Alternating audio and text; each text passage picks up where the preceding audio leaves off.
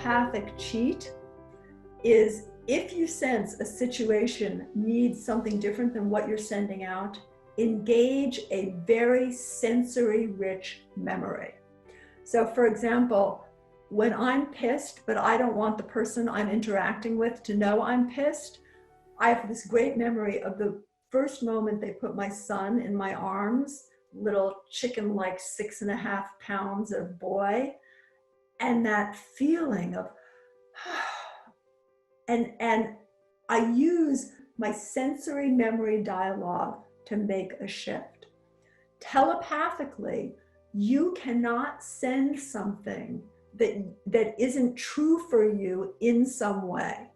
And we have many different people inside of us. You know, you are insecure and you're secure.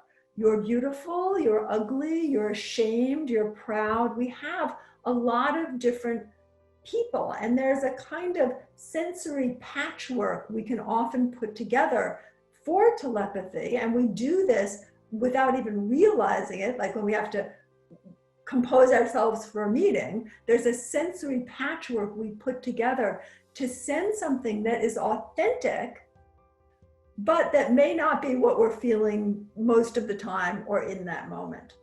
The reason with telepathy that you can only send something that is in some way true, and of course we can reframe something to be true, we'll talk about how in a minute, is that it goes, your conscious mind says, I want to send love to someone I hate, but it goes through your senses, which are very linked to your subconscious, to their subconscious, and then rises to their consciousness. Their subconscious is a great bullshit meter.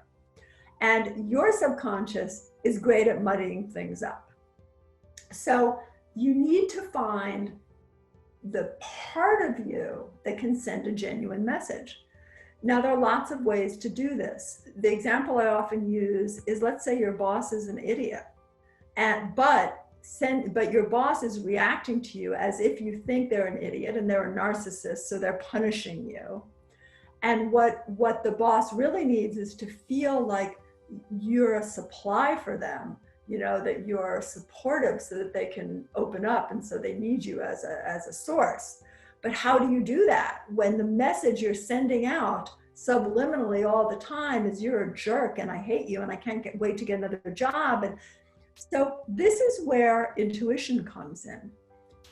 And you know, it's funny, a lot of us call what we get intellectually, you know, thoughts, but they're actually intuitions. There's a exercise I do when I work with a place like a bank, when I do a training, where I have them take the last complex decision that they made correctly. And I have to make 2 columns, data and other, because if I put intuition, they would keep it empty just to spite me.